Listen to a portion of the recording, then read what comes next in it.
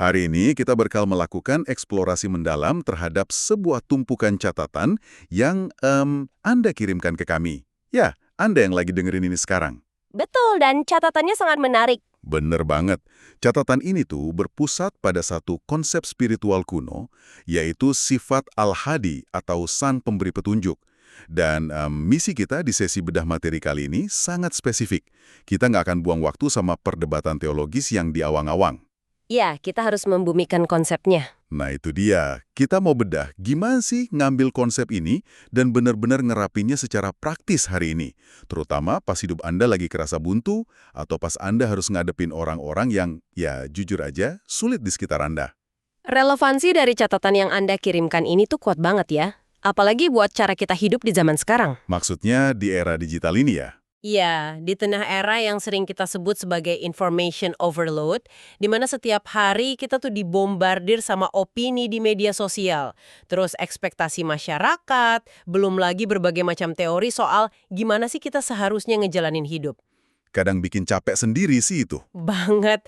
Makanya punya pemahaman soal siapa sebenarnya pemegang kendali atas petunjuk hidup, itu bisa jadi semacam jangkar mental yang sangat krusial.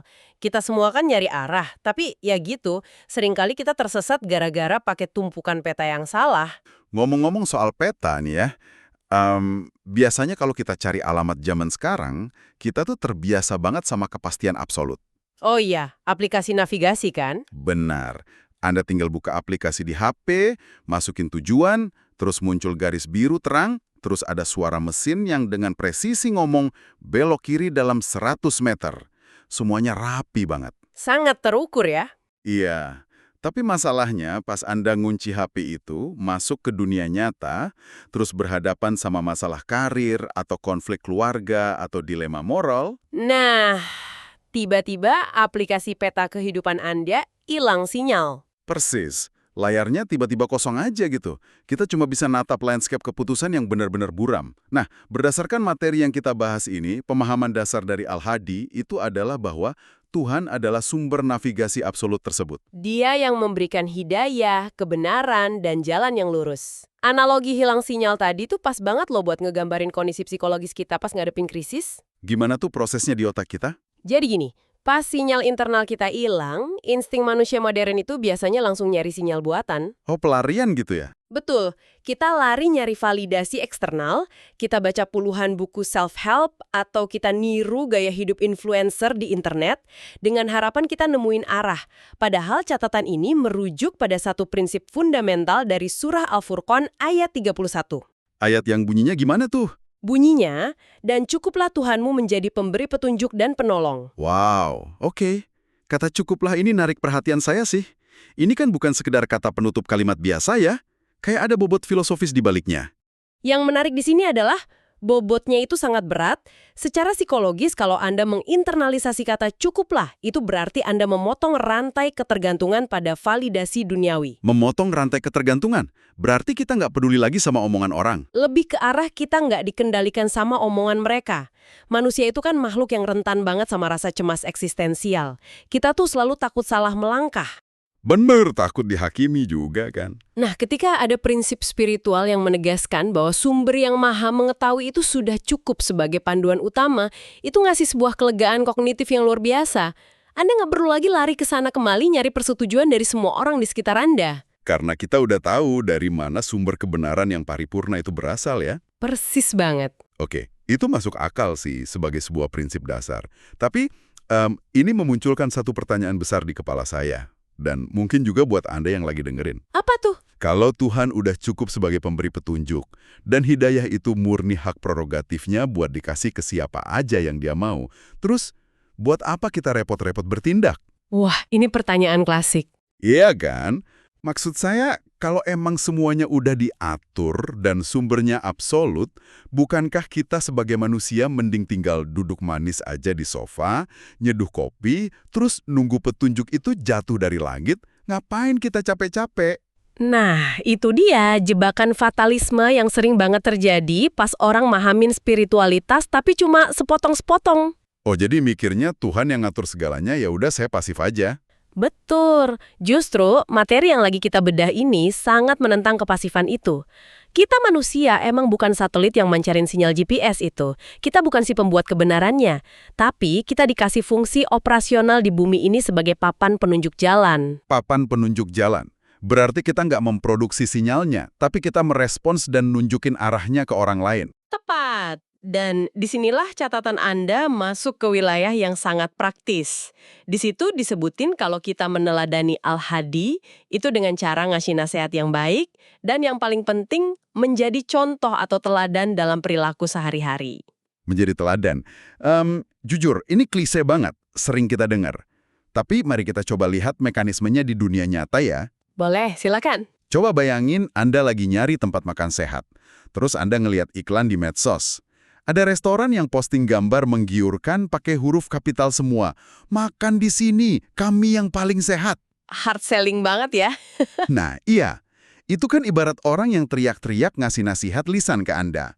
Anda mungkin ngelihat iklannya, tapi insting pertama Anda pasti skeptis. Jelas, karena itu promosi sepihak. Di sisi lain, bayangin Anda punya teman kantor. Anda lihat sendiri teman ini tuh energinya selalu full, kulitnya segar, jarang sakit. Terus suatu hari, dia dengan santainya nyebutin satu tempat makan yang sering dia kunjungin. Tanpa nyuruh kita ke sana ya. Persis. Tanpa diminta, Anda pasti bakal lebih milih pergi ke tempat rekomendasi teman Anda itu. Kenapa? Karena dia adalah bukti hidup dari kesehatannya itu. Contoh yang relevan banget.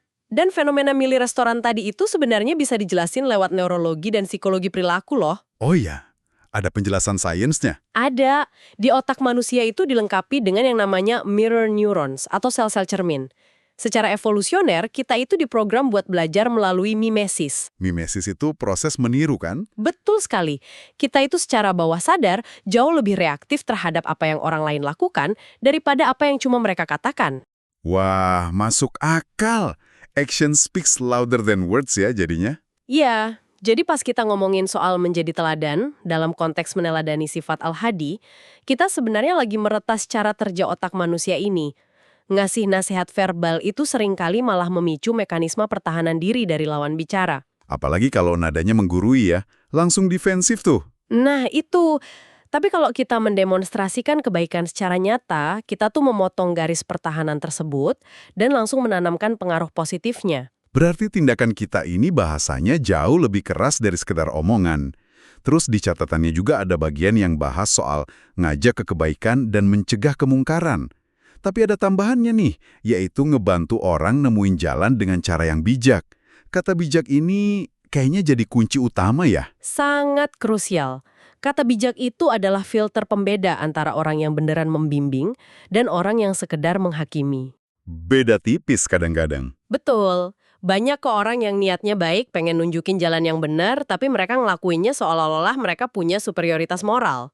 Ada pasti pernah kan interaksi sama orang yang ngerasa paling tahu segalanya, terus dia nyoba buat memperbaiki hidup Anda?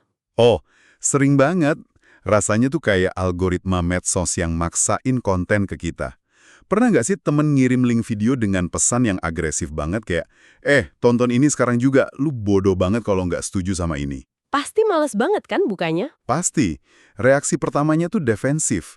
Kadang kita malah sengaja nggak mau nonton videonya, cuma gara-gara ngerasa dipaksa. Padahal bisa jadi videonya emang bagus. Iya, pesannya ketutup sama cara nyampeinnya yang jelek.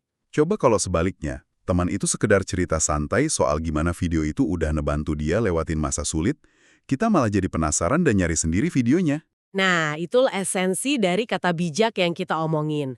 Anda menciptakan ruang buat orang lain nemuin kebenaran itu sendiri, bukan malah menjejalkannya ke kerongkongan mereka.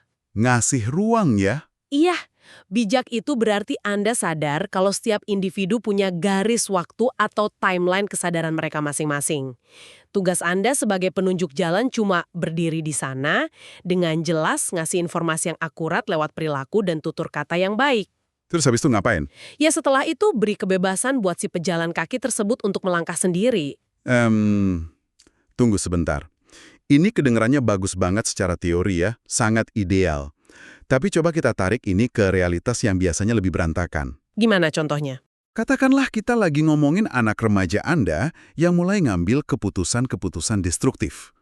Atau sahabat baik Anda yang terjebak di hubungan yang super toksik. Dalam situasi krisis kayak gitu, kalau kita cuma jadi papan penunjuk jalan yang diam dan ngasih contoh baik doang, rasanya itu kayak pembiaran moral nggak sih? Dilema yang sangat wajar. Iya kan? Insting alami kita sebagai orang yang peduli pasti pengen turun tangan. Ngambil kemudi mobil mereka, terus maksain setirnya belok biar nggak masuk jurang. Nah, di mana batas antara membimbing dan sekedar membiarkan orang celaka? Ini emang dilema yang paling menyiksa buat siapapun yang peduli sama orang lain.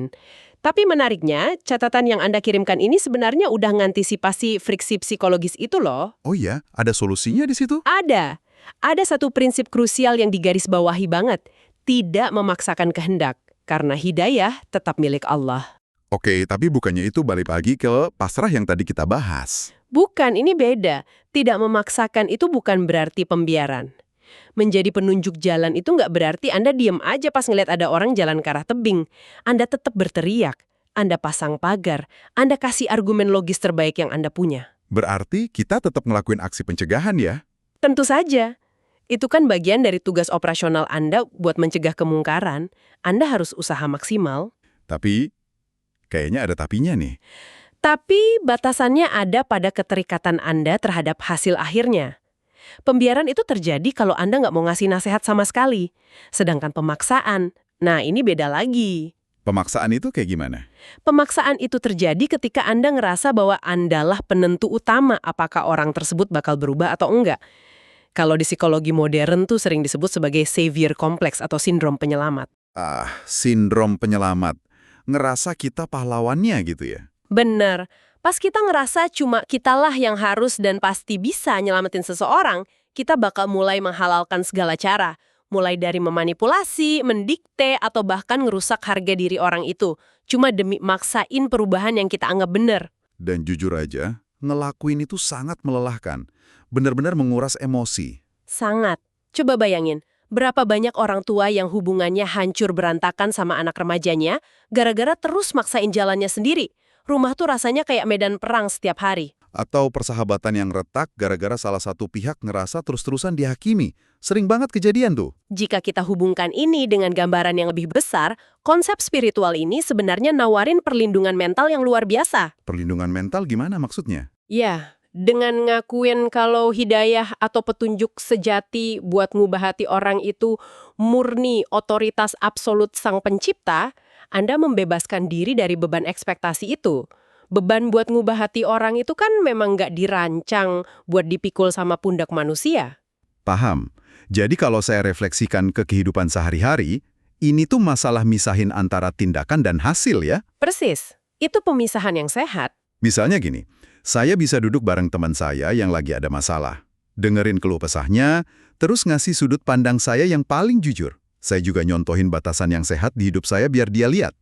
Berarti saya udah ngelakuin tugas saya sebagai penunjuk jalan dong. Udah maksimal itu. Nah, kalau besoknya teman saya itu ternyata balik lagi ngelakuin kesalahan yang sama, saya jadinya nggak hancur lebur secara emosional.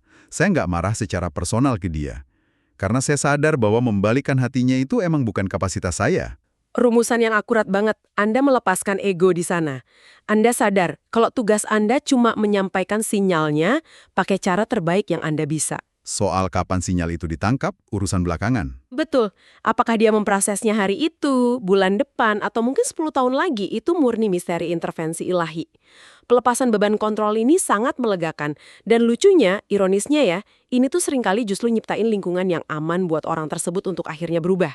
Oh, karena mereka nggak ngerasa di pojokan ya? Nah itu, ketika orang ngerasa nggak dikontrol atau dipaksa, pertahanan diri mereka turun. Mereka jadi lebih terbuka sama pesan yang Anda sampaikan. Wow, ini benar-benar ngerubah cara kita mandang interaksi antar manusia ya.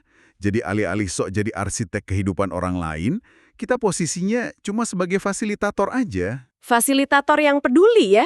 Nah, ini ngebawa kita ke transisi yang sangat menarik. Kita dari tadi udah bahas panjang lebar soal gimana konsep Al-Hadi ini ngatur cara kita memperlakukan orang lain, gimana ngasih contoh, gimana nahan diri biar nggak maksain kehendak. Terus pertanyaannya apa nih sekarang? Pertanyaannya, apa sih efek dari semua dinamika ini ke dalam diri kita sendiri? Maksud saya, pas kita sibuk jadi fasilitator kebaikan buat dunia di luar sana, apa yang sebenarnya lagi terjadi di dalam ruang batin kita? Efeknya itu sangat mendalam. Dan ini yang sering disebut sebagai efek bumerang positif dalam praktek spiritual. Bumerang positif. Balik ke kita tapi bentuknya hal baik. Iya, berdasarkan materi yang lagi kita ulas, kalau kita berusaha ngimplementasiin sifat ini secara konsisten, itu bakal menumbuhkan kesadaran bahwa kita tuh bukanlah sumber petunjuk itu sendiri. Dampak psikologis langsungnya, ini bakal membunuh benih-benih arogansi di hati kita. Makanya, di teks yang dikirim pendengar tadi, eksplisit banget disebutin kalau ini menumbuhkan sikap rendah hati dan tidak sombong. Karena kita menyadari posisi kita yang sebenarnya di ekosistem ini. Kalau kita balik pakai analogi air tadi, kita ini ibaratnya cuma pipa saluran airnya aja ya, bukan mata airnya. Lucu juga ya kalau dipikir, sangat konyol kalau ada sebuah pipa yang ngerasa sombong gara-gara ada air bersih yang lewatin dia. Metafora yang brilian tuh pipa air. Arogansi intelektual atau spiritual itu biasanya lahir dari ilusi kepemilikan.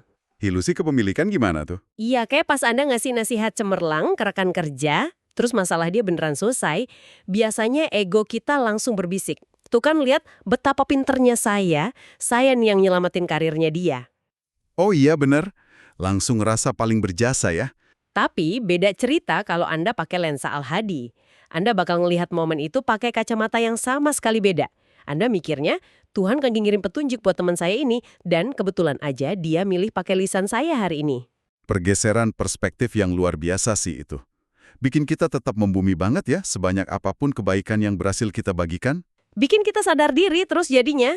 Nah, tapi ada satu dinamika yang menurut saya kerasa agak paradoks, tapi sebenarnya indah banget. Apa tuh paradoksnya? Di satu sisi, kita diminta buat peduli, ngebimbing, ngajak orang ke arah yang benar. Tapi semakin kita peduli, semakin kita ikut campur di kehidupan nyata yang kadang berantakan ini, kita tuh makin ngelihat seberapa rapuhnya manusia itu. Iya, kita melihat kompleksitas rasa sakit orang lain. Bener. Dan dari proses ngamatin kerapuhan orang lain itu, pada akhirnya refleksinya mantul balik ke kita. Bikin kita sadar, ternyata kita sendiri juga sama rapuhnya. Disitulah letak titik puncaknya. Interaksi sama realitas manusia yang berantakan itu maksa kita sadar sama keterbatasan kita sendiri. Dan Anda tahu apa respons alami pas kita sadar akan keterbatasan diri? Apa tuh? Catatan yang dikirim ini merangkumnya di bagian hikmah. Hal ini mendorong kita untuk selalu berdoa, memohon hidayah. Ini adalah sebuah siklus yang terus berputar loh. Terus berputar gimana maksudnya? Anda tuh butuh pasokan cahaya yang terus-menerus dari Sang Pencipta. Jadi kita nggak sekedar nyeramahin dunia terus ngerasa, tugas gue udah kelar. Justru tindakan ngebimbing orang lain itu sekaligus jadi alarm pengingat buat kita sendiri, biar terus nengadah dan minta bimbingannya. Betul sekali. Saya rasa ini yang ngejelasin kenapa orang-orang yang sering berbuat baik, kayak relawan, atau mentor sejati, atau orang tua yang bijaksana, biasanya mereka tuh punya kehidupan spiritual yang sangat intim dan intens ya. Iya, karena mereka tahu seberapa rapuh diri mereka. Mereka memimpin orang pakai kerendahan hati, karena mereka sadar betul kalau mereka sendiri juga butuh banget dituntun setiap hari. Dan jika kita lihat siklus ini secara utuh, mulai dari keyakinan awal kalau sumber navigasi absolut itu emang ada, sampai praktek jadi teladan tanpa maksain kehendak, dan bermuara di kerendahan hati serta doa yang nggak putus-putus, hasil akhirnya apa tuh? Semuanya bermuara pada satu hasil akhir yang sangat didambain sama manusia modern sekarang. Catatan Anda nutup semuanya pakai kalimat yang indah banget, membuat hidup lebih terarah dan penuh makna. Terarah dan penuh makna. Hidup yang nggak lagi sekedar reaktif ya. Tepat. Coba perhatiin deh, kebanyakan dari kita ngejalanin hidup secara reaktif doang. Reaktif kayak baperan gitu. Iya, kita bereaksi sama kemarahan orang di jalan raya. Kita bereaksi ngejar tren yang lagi viral. Kita bereaksi sama tekanan dari bos di kantor. Hidup kita tuh disetir penuh sama keadaan eksternal. Capek sih kalau terus-terusan gitu. Terus gimana bedanya kalau pakai kerangka yang kita bahas ini? Kalau Anda memfokuskan hari Anda pada misi yang disengaja. Misalnya Anda niat, hari ini saya mau meneladani sang pemberi petunjuk, lewat kerjaan saya, lewat kesabaran saya ngadepin pasangan di rumah, atau lewat cara saya ngerespons kritik. Tiba-tiba hidup Anda tuh punya sumbu atau poros yang kuat. Jadi kita nggak gampang goyah ya pas ada masalah. Iya, Anda nggak lagi terombang-ambing. Karena setiap interaksi, bahkan yang paling nggak ngenakin sekalipun, itu berubah jadi medium buat Anda mempraktikkan makna hidup tadi. Wah, ini benar-benar sebuah kerangka kerja mental yang bisa dipakai di mana aja sih. Oke, Mari kita coba rangkum perjalanan diskusi kita dari awal tadi, biar Anda yang lagi dengerin bisa langsung bawa kerangka utuh ini ke dalam rutinitas Anda hari ini juga. Silakan, silakan. Kita kan tadi mulai dengan ngebongkar gagasan bahwa di dunia yang penuh kebisingan ini, cuma ada satu sistem navigasi yang mutlak, yaitu Sang Pemberi Petunjuk. Dan sekedar tahu, kalau kehadirannya itu udah cukup, itu bahkan ngelepasin beban cemas Anda yang terus-terusan nyari pengakuan sosial. Sangat membebaskan mental. Terus, kita juga bahas gimana cara membumikan prinsip ini. Anda nggak perlu kok mendadak jadi penceramah agung di tengah jalan, Anda cuma butuh jadi papan penunjuk jalan yang efektif. Caranya? Lewat keteladanan yang nyata. Karena orang jauh lebih menghargai demonstrasi tindakan baik daripada sekedar instruksi yang maksain. Mengingat kembali soal mirror neurons tadi ya? Betul, dan mungkin bagian yang paling melegakan dari seluruh eksplorasi kita hari ini adalah soal batasan kendali. Anda izinkan diri Anda buat peduli, kasih nasihat semaksimal mungkin, tapi tanpa harus mikul tanggung jawab soal hasilnya. Karena pada akhirnya, hidayah tetap hak prerogatif Sang Pencipta. Melepaskan ilusi kontrol ya? Iya, dengan ngelepasin ego dan ilusi kontrol itu, Anda nyatanya lagi ngelindungin kedamaian mental Anda sendiri sambil tetap konsisten berbuat baik buat orang lain. Dan pada akhirnya, proses panjang jadi penunjuk jalan buat orang lain itu fungsinya cuma satu. Itu cuma cermin yang mantulin realitas bahwa kita semua ini pada dasarnya adalah pengembara yang sama-sama butuh dibimbing. Setuju banget. Ini benar-benar mengkalibrasi ulang kesombongan kita menjadi sebuah kerendahan hati yang sangat produktif. Saya rasa tumpukan catatan yang Anda kirimkan ini bukan sekedar informasi biasa sih. Ini tuh kayak manual operasi buat ngejaga kewarasan di dunia modern. Harapan kami berdua, diskusi ini bisa ngubah konsep teologis yang awalnya kedengaran super abstrak, jadi semacam toolkit praktis yang benar-benar bisa Anda pakai sekarang juga. Betul, entah itu pas ngadepin rekan kerja, anak di rumah, atau kemacetan. Iya, entah nanti pas ngadepin bos yang lagi tantrum, pas anak lagi susah dibilangin, atau sekedar pas Anda lagi capek banget kena macet di jalan. Anda punya kapasitas utuh buat memilih cara merespon dan memantulkan petunjuk itu ke sekitar. Sangat aplikatif ya. Nah, sebelum Anda ngeklik pause, ngelepas earphone, dan balik lagi ke rutinitas, saya pengen ninggalin Anda dengan satu pemikiran buat direnungin sepanjang sisa hari Anda. Wah, apa tuh? Dari tadi kan, kita banyak ngomongin gimana kita minta petunjuk pas kita lagi tersesat, dan gimana kita berjuang jadi contoh baik buat orang-orang di sekitar kita. Tapi, pernah nggak sih Anda kepikiran dari sudut pandang yang benar-benar kebalikannya? Kebalikannya gimana? Coba bayangin, gimana kalau hari ini pas Anda mutusin buat ngasih sedikit ekstra kesabaran ke orang yang nyenggol Anda di jalan? Atau pas Anda sekedar senyum tulus dan ngasih kalimat penyemangat ke kasir di minimarket? Hal-hal kecil ya? Iya. Gimana kalau di detik itu juga, Anda lah yang sebenarnya lagi dikirim buat jadi jawaban atas doa orang tersebut? Orang yang mungkin lagi ada di titik terendahnya, nangis sendirian, dan memohon petunjuk. Gimana kalau hari ini Anda lah papan penunjuk jalan yang lagi mereka cari-cari itu?